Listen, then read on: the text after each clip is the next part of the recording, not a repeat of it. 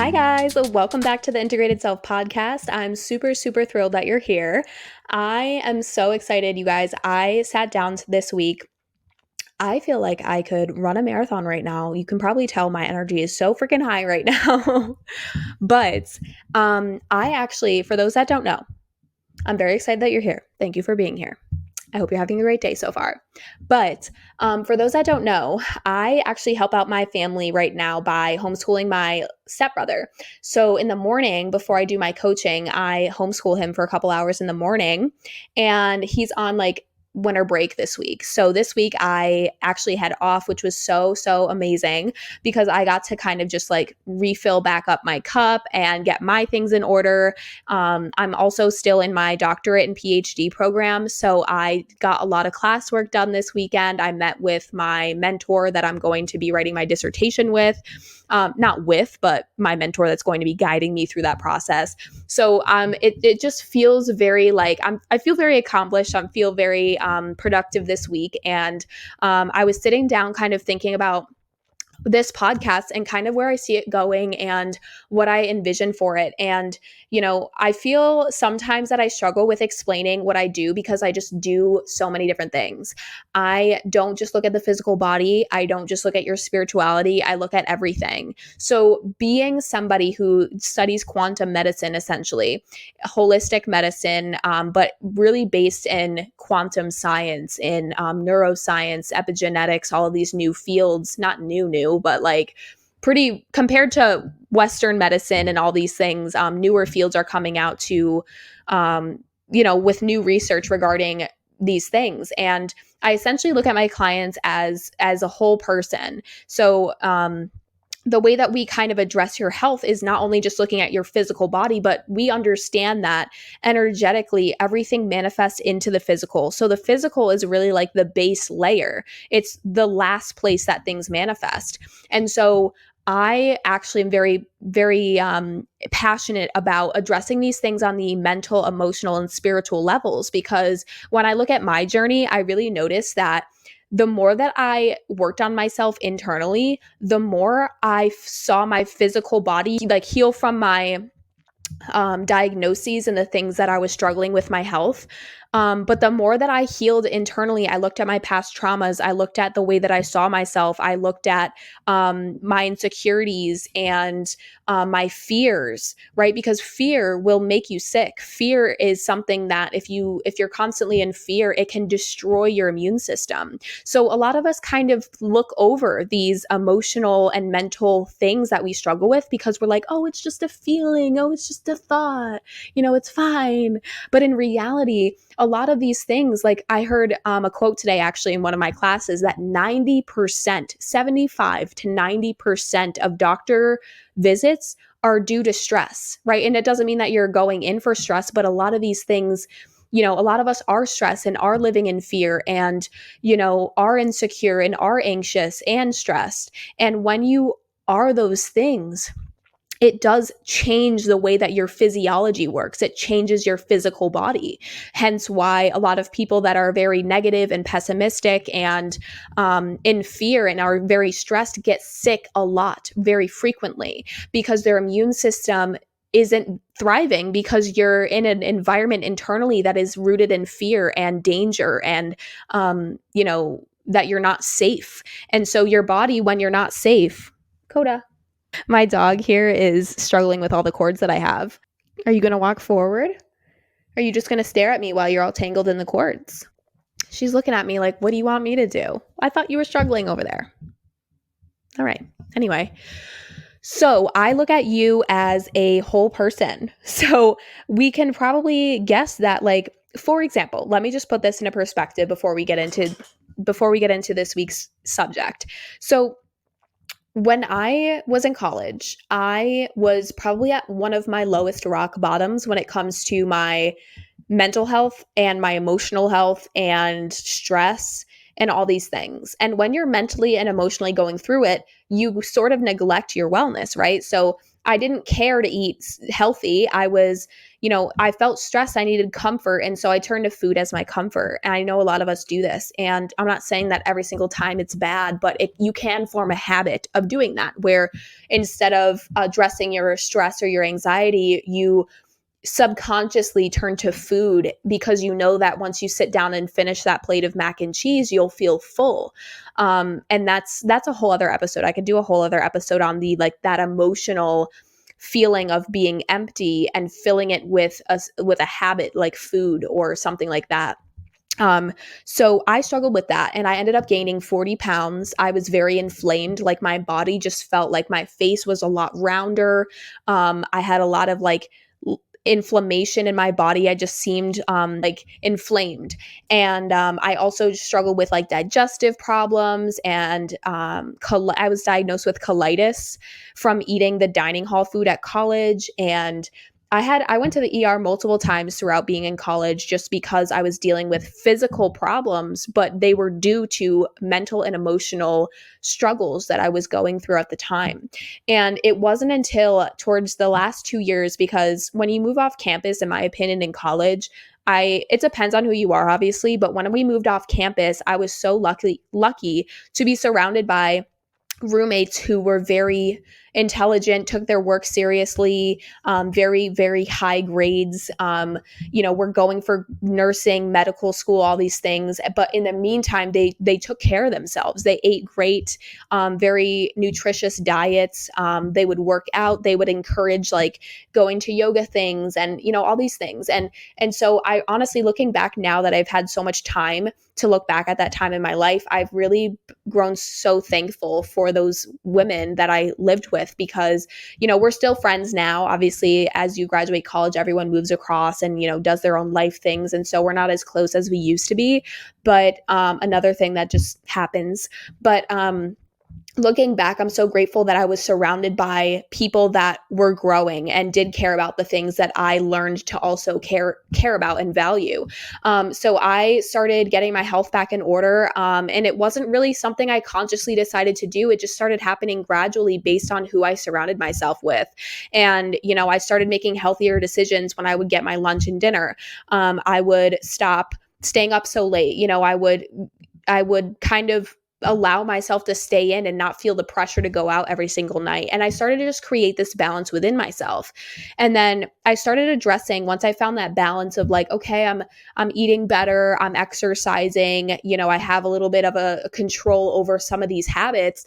I really started to address the mental and emotional things that I was going through. And little did I know at the time that those things would lead me down this whole entire path of healing that I now learn and, still get degrees in, and still, this is my passion, But during that time, I realized that once I started healing that stress, those emotional problems, the trauma that I was carrying, and obviously this was a gradual thing, I noticed though, like looking back now, from that time, which was about 6 years ago to now, I now am the healthiest I've ever been physically, but also mentally and emotionally. So all these things are correlated. Like your mental health, your beliefs, your struggles that you deal with mentally, the way you talk to yourself, all of that's connected to your emotions and, your body as well. So it's all about creating an internal environment inside of us that can flourish, right? Because I always preach that our bodies can heal themselves. The reason why it seems like it's not doing that is because there's something that is impeding on that.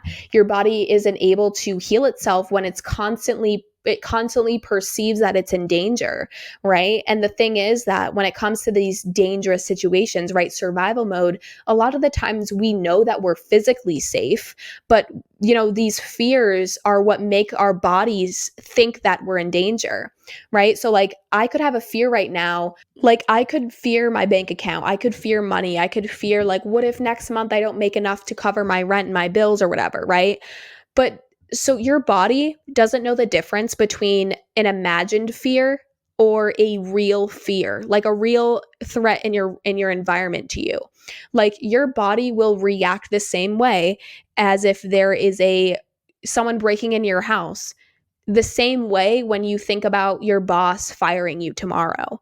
Like it doesn't matter whether you're physically safe or not. It's your body doesn't feel like it is. So when you live like I did in a chronic state of survival mode because of stress, because I had to keep going, like because I was kind of physically running away from all the trauma that I was carrying, my body perceived that I wasn't safe because of the stress, because of the constant go, go, go mentality and the grind and the staying up late and then the drinking. And then my immune system would be destroyed and I would get no sleep. And then I'm still grinding the next day, like running on an empty tank. Like your body doesn't care. Like when your body's in that state, it doesn't care about your immune system. It doesn't care about digesting super well, right? So like think about your body as a self-functioning society on the inside. All of your systems are connected. Your brain, your emotions, everything's connected together. And so when you force your body to stay up late, to not get sleep, to be anxious, to be stressed, to be in fear, that kind of changes the way that your body diverts its attention, its army per se, right? So like if you're stressed, your body doesn't care about going around and cleaning up all the cellular debris and cleaning up all those little like flu viruses that might be in your system when you're chronically in survival mode. So that's just something to note. And I really feel like essentially my point here is that I started healing physically when I healed mentally, emotionally, and spiritually. That's kind of why my self-love challenge, I have a 30-day self-love challenge that's out now if you guys are interested in doing this. And if you look at that challenge, the challenges that I've listed on the website, like all 30 challenges are something different. So, there's a bunch of mindset stuff. So we focus on the mind, the mental body. Then we focus on our emotions as well. We focus on the physical body. So we're working on these habits physically, but we're also addressing the things mentally, emotionally, and doing a little bit of spiritual work as well. So that challenge is essentially 30 days, 30 challenges that you get, and it's essentially just one challenge per day, and it's supposed to help you like grow your self-awareness, start to really feel like you honor and love yourself, start to kind of feel like the main character in your life, and start to kind of feel like see the universe working around you, feel like you can trust yourself, because essentially self-love, and I talked about this last week, but self-love is really about you choosing yourself. It's about saying like kind of really facing those things that we've all been embarrassed about or ashamed by or felt like we had to avoid or cast away from ourselves, like these aspects of ourselves that we eventually at one point or another like stopped being like or stopped caring about or stopped showing to people because we were ashamed or embarrassed or bullied for it or got comments or gestures. And it's about taking all these parts of ourselves and bringing them home and feeling whole inside and learning to kind of be our own best friend, be our own ride or die. And that's what self-love is. It's like knowing and trusting that you will act in your own best interest. Self-love is trusting and knowing that, like, think about it. If you're going to leave your kid with someone that you trust and knows will protect your kid and act in their best interest and, treat them well. So same thing, it's the same thing when it comes to your relationship with yourself. Like you can trust that you would make the best decision for you, that you will put yourself first, right? And then looking at all the things about ourselves that make us feel like we can't be that way, that we can't do that we can't be confident. And we start looking at these things. So that's a little bit about the self-love challenge. But back to how I started off this episode is, again, I'm not someone that is very like one lane. I don't just focus on the physical body. I don't just focus on spirituality. I don't just focus on mindset work. It's everything. And I think that's what makes my practice a little bit unique, is that we do everything because everything is connected. So when it comes to this podcast, like I kind of, when I started it, imagined it would be more spiritual, but at the same time, like I just want to be able to talk to you guys and get information out on anything. So there's going to be episodes coming up about the 12 laws of the universe. There's going to be episodes coming out about like holistic modalities that you can use on yourself, like EFT, which is emotional freedom technique, red light therapy, Epsom salt baths, eating, intuitive eating. Like there's going to be so many different kinds of episodes, as well as the emotional things and the mental work that we're going to be doing. So I really wanted, like, one week it might be a spiritual episode. The next week it might be mindset tips. The next week it might be reflecting on your life and taking action on things, right? Like it's going to fluctuate every single week. And eventually I think I'm going to find a way for you guys to write into the podcast and let me know like what certain episodes you like, or maybe just do monthly Q&As where you guys can ask your questions and I will answer them in just one episode. So that's where we're headed. We're headed towards a bunch of new things. And I'm very excited because once I started writing out all of my ideas for each podcast episode, I ended up making the list very long. So we are very prepared over here. But today, I really want to talk about the first law of the universe, or one law of the universe. So today we're going to be talking about one of the 12 laws of the universe. And this law is called the Law of Divine Oneness. Okay. So essentially, this law, okay, and I want to preface this by saying that spirituality is not a religion. Okay. There's a difference there. And I think that's where a lot of people, screw themselves over because they go into spirituality and treat it like a religion because they most likely came from a religion. So they come in with that mentality of boxes and labels and what else? Rules and do's and don'ts, right? And demonic or good or bad, right? Spirituality is not a religion. It shouldn't be treated like it. So spirituality is a way of self-discovery. It's not that there is a book of spirituality. You could fall under any part of the umbrella of spirituality. The spiritual community, in my opinion, is so vast. It's broad, it's huge, right?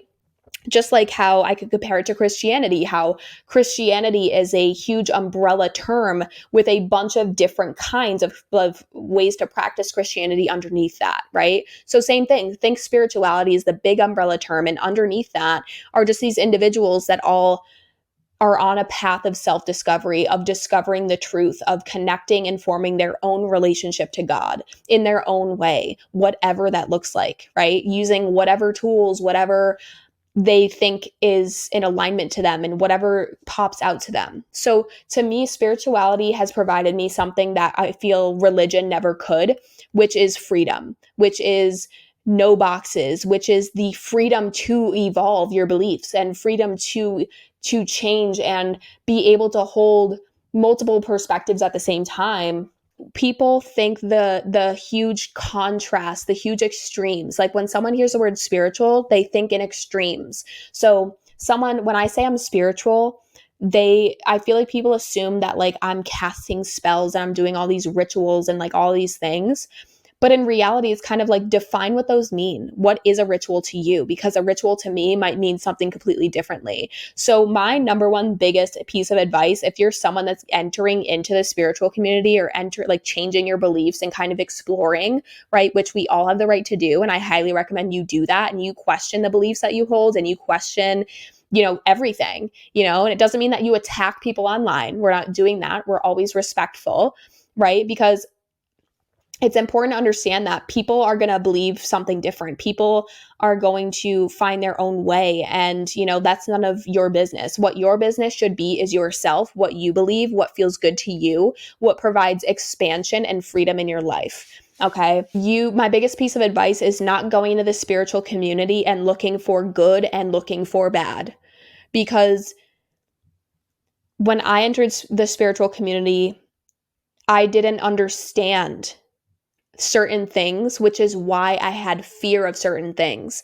And my number one thing to tell you is that when you fear something, you give it power. So that doesn't mean that you can have your own opinions and beliefs of saying, I don't agree with that. I don't want to do that. I don't want to participate in spirituality this way. Great. Don't. If that's how you feel, then don't do that.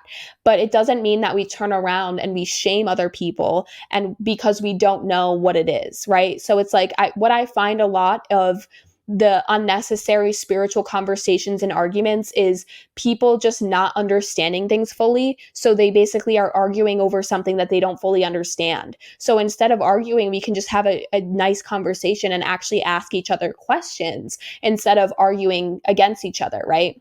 So at the end of the day, I think, and I wrote this in the book that's coming out this year, that, what matters is that you know what you believe and you lay your head down at night understanding that you're good, and you have a solid foundation, you have a solid belief system, you know what you know. You have your beliefs. But at the end of the day, it's another level on top of that is getting to the point where you're able to know what you believe and also understand that not everybody is going to agree with you. Not everybody is going to want to talk about these things, right? You don't owe anybody an explanation either. So it's learning to be able to say, I know what I believe, but I also understand that other people live on this planet that are also on a path of discovering things and, having a belief system. And there are going to be people that will disagree with me that, don't see life the way I live life. And I think that's where there can be like a loneliness aspect to being spiritual. So that's just kind of like a couple of things I want to say. I think I was going to make I could probably talk like 4 hours, I'm not even kidding, straight about the spiritual community. So yeah, I've had a lot of lessons, a lot of things that I've learned being in the spiritual community for the past like 3 or 4 years, and the amount of knowledge that I've gained and the amount of beautiful people I've met. And at the end of the day, I've just learned that I'm a stable pillar, like I know what I believe in. I know what's true. I've studied, I've gained the knowledge, and then I turn that knowledge into wisdom by applying that knowledge in my life. So I think that it's important to be open to conversation, to questions, and also be able to, like, when the time comes where you have someone in your life that doesn't get it, that just wants to argue, that wants to put you down, that's when you can kind of draw that boundary and be like, this isn't worth it to me. Like, I'm already secure in what I believe. You're allowed to disagree with me, and that's it. Can we move on? You know what I'm saying? So there was a time where I would get triggered and take things personally when I would get comments saying, like, you're demonic, or just because I channel information. But at the end of the day, I understand who I am and what I do because I've studied the science behind it. I've studied a lot of spiritual concepts. I've studied quantum physics and energy and consciousness. So it's almost like I've finally found my home in the spiritual community. And the spiritual community is like the nicest group of people that I've ever met. Beautiful thing about it is that it's all you. It's all unique to you because it's all a journey of self-discovery. It's going to be unique to you. And I think that the more you can surrender to that and just allow yourself to go with the flow of things, like when you feel like you're questioning something or you want to like kind of know more about this concept or this spiritual modality or whatever it is, and then you just allow yourself to like go down that hole and like, go down that path and learn and explore and then try it on yourself or, whatever it may be. I just think that it's really important to maybe find a community or some creators that you really like and feel that are in it for the right reasons and love everybody and understand that, everybody's different and that's okay and that's beautiful and it should be that way. So the law of divine, so there's 12 spiritual laws, and I was originally going to make this episode like all of them, but that would be a lot, and I honestly feel like it can be kind of boring for you. So this week we're just going to talk about the first one, which I think is really freaking cool. They're all cool. I couldn't pick my favorite, but this one I freaking love. Okay, so be prepared to be inspired. So the law of divine oneness states that everything is interconnected. Everything. The blade of grass to the clouds in the sky, to you, to someone living in China, to the otter in wherever it is. You know what I'm saying? Everything is interconnected. Okay. So everything that exists is connected, and it's connected to source, to where it all came from. Think about one of those crazy shows where it's like that the family that has 12 kids or 13 kids, right? All those kids are connected because they all came from the same mother, right? So all those kids are connected to each other, but they're also connected to the mother. So you could look at it the same way as everything that exists on this planet was created by us, and we were created by the creator, right? So everything is connected. This is why Christians say, love thy neighbor, okay? Because you are no different than your neighbor. You both came from the same place. You're both from source, from God, from from unconditional love, whatever your word is for creator, God, source. Okay. I use God and source interchangeably because I know that God is just a source of unconditional love. It's where we came from, it's our home. So God created us and we create things. So that means that we are created and creators, right? So think about it. Look around your room right now. If you're driving, look around your car. Everything that you have first came from a thought. Everything that is in your life that you see was created. So human beings, as spiritual beings in a human vessel, we are creators. Okay. And we were also created, which is so freaking awesome, right? So we were created, God created us, and then we are here and we create other things. So everything is connected. You're connected to every single person on this planet because we all came from the same place, right? So the law of divine oneness, think about it. We're all one. We are all one. So this means that our thoughts, our emotions, and our actions all create a ripple effect out into the world. They affect us, right? Our thoughts, our emotions affect us, but they also affect our family. And when they affect our family now goes and operates in a certain way, right? So think about you as the ripple. Like everything, a lot of us think, and if you're doing this work on yourself, this spiritual healing, or just healing in general, healing your wounds, your childhood trauma, your shadows, a lot of us forgets because we can get kind of so focused on what we're healing in ourselves and how we're feeling and what we're going to do. But we forget that we're changing the lives of others around us. And when they change, the people that they interact with changes. And those interactions are different as well, right? So think about you, and every thought, emotion, action you take ripple effects out around you. So think about the work that you do on yourself and how it's not just for you. It should be. You should want to heal for you first and foremost. Of course, if you want to heal for your partner, but you don't want to heal, you probably aren't going to do that much work, right? Like, that's why I always tell my clients that we can't make anybody heal. We can't control anybody but ourselves. So when you heal yourself and you work on yourself, you work on carrying more love. You work on not judging people so much anymore. You work on being nice. You work on smiling more at people around you or giving compliments more frequently. You're actively ripple affecting out into the world. You're changing people's lives by the work that you do on yourself. Right? And not only in that way of the people around you and those people that they interact with and those people that they interact with, but also when it comes down to your bloodline. So when I've healed a lot of ancestral patterns and wounds in this so far. And I know that that is going to drastically change my children's lives as opposed to if I hadn't healed anything, right? So it's very important to look at the magnitude of why you do what you do and who it affects. And I think it's really important to look at life this way because if you can think about a scenario where it's like, instead of treating your kids and teaching them how to be, right? Like if you taught your kids how to be and you taught them what they should be passionate about and what they should value, they're kind of just becoming a replica of you. They are going to have the same beliefs you have. They are going to want to pursue the same things that you pursue, right? So that's going to create that kind of change where they are kind of almost identical to you in the fact that they do the same things.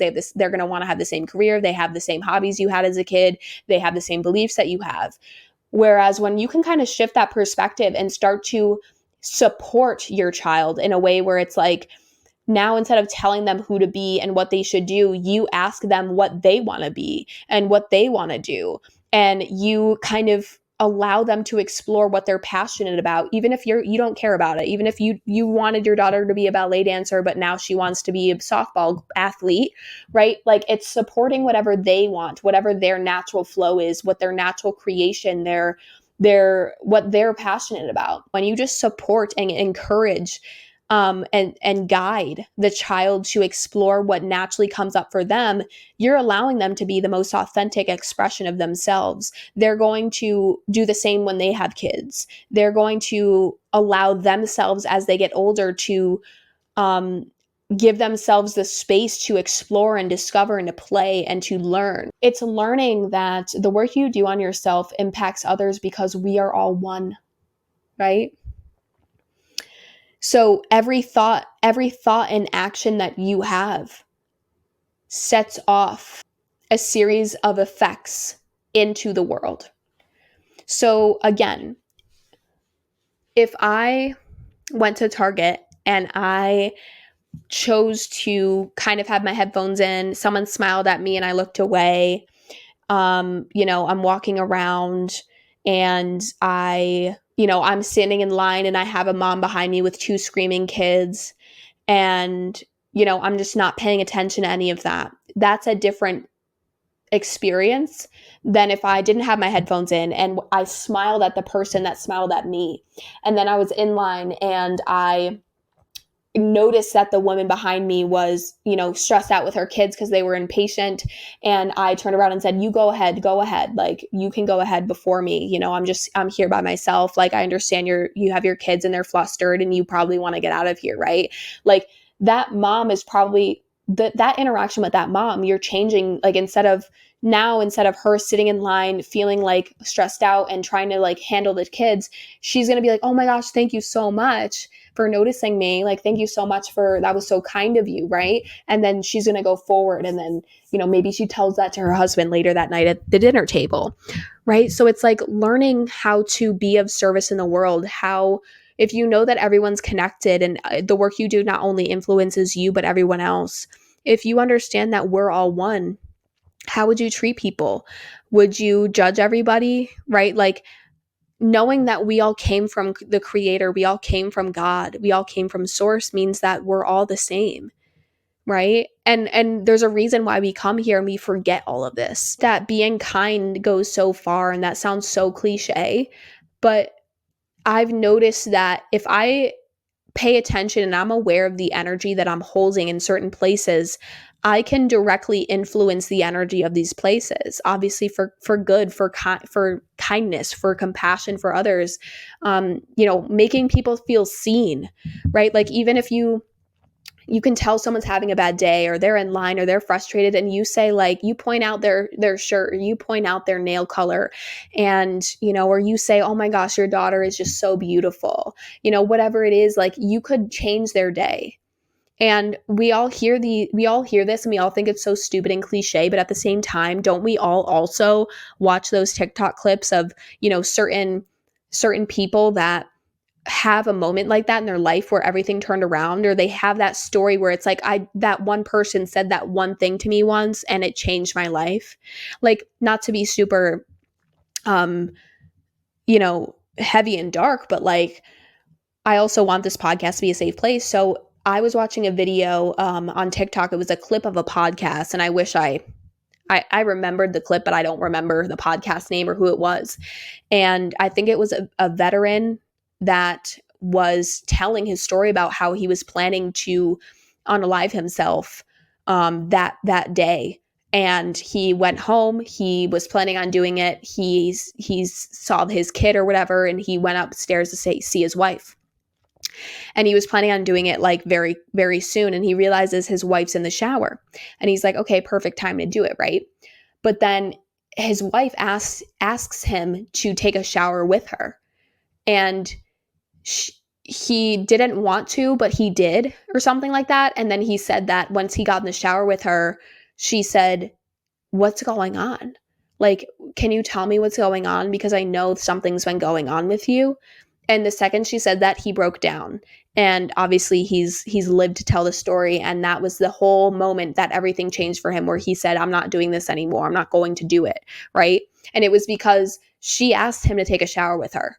Right. So it's like, imagine that. Imagine you being in certain places. Right. And I talked about this, I think 2 weeks ago on the podcast, where I said, never forget that you could be someone else's sign, that you could be someone else's synchronicity, that God might be using you to help someone else. And I think that, when it comes to these types of situations, that you could influence someone's day, right? Like we all even see the TikToks where someone's they're picking up their coffee at Starbucks in the morning and they say they tip the person $10, right? Just because they're feeling like it.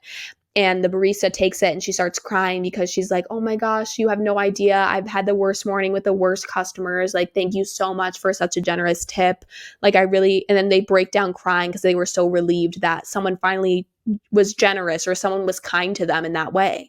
So knowing that we are all one, that everything is connected, that we are all part of one whole, how can you start to do your part in the world? How can you start to embody that energy of unconditional love of, hey, I know we've got our differences. Maybe we don't come from the same backgrounds. Maybe we don't look the same.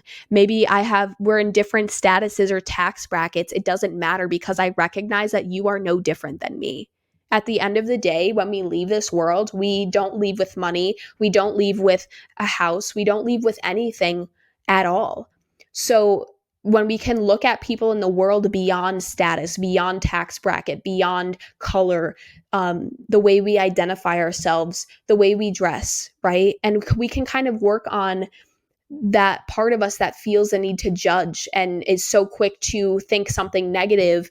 We can rewire our brain to think something positive, to immediately want to help, to immediately want to compliment, to uplift, to support, right? Because we all came from God, meaning that we all have God within us. I will never say that we are God because we are not God. God is way, way, way, way, way more powerful than all of us. Okay. So that's another concept I could probably talk about in a huge spiritual podcast about how some people in the spiritual community believe that they are God, when in reality, we all have Christ consciousness within us. We all have the ability to allow God, Source, the Creator, Christ, to move through us, to express itself through us, to guide us, right? So it's like, how would you treat others? What would you do? How would you act knowing that you are a piece of God, that you have Christ consciousness running through you, that you have the ability to act just as Jesus would, that just act just like God would in real life, right? Like, how would you act differently? Right? And this doesn't mean to come from the ego as in I'm God and I'm helping everybody. No, no, no, reel it in.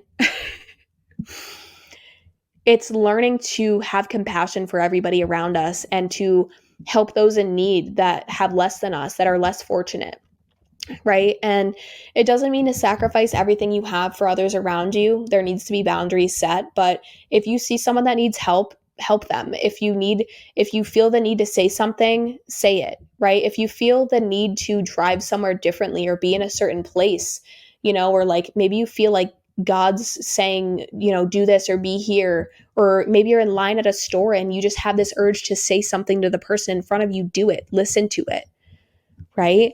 So it's like, how can you knowing that we can affect the world in all these ways, right? And we can even look at the magnitude of this when it comes to, I think we all can think, oh, well, the change that I would ripple out into the world isn't that much. But the more people know about this, the more people do it. Think about that, the amount of people on this planet acting in this way and understanding this to this level, right? Like, imagine the shifts that could occur once everybody understands this and chooses to act in this way with the right intention. How much change we could create in the world for each other, right? I think that over the past 5 years, we've all like kind of been divided and put down and separated, and put into these boxes, and there needs to be more unity, more harmony. And I think that never underestimate the power of a compliment, the power of you holding a door, you looking at someone directly in the face, like acknowledging them as a person, looking into their eyes, complimenting them, helping a mother reach something from the top shelf of a grocery store. Like, it doesn't matter. It could be something small, it could be something massive. It doesn't matter. But if you are not doing anything to give back to the world, give back to nature, give back to people, give back to causes and organizations, It's kind of like we weren't just put here to just take. We were also put here to give. So what can you give? And it doesn't mean you have to give money. You can give your energy. You can give your time to people. You can give your love to people. So knowing that we are all one, knowing that we are all connected, not one person is better than another, that we're all here together right now in history. What are you going to do with that information? What are you going to do? Like, how does this shift your perspective when you're in conversation with people?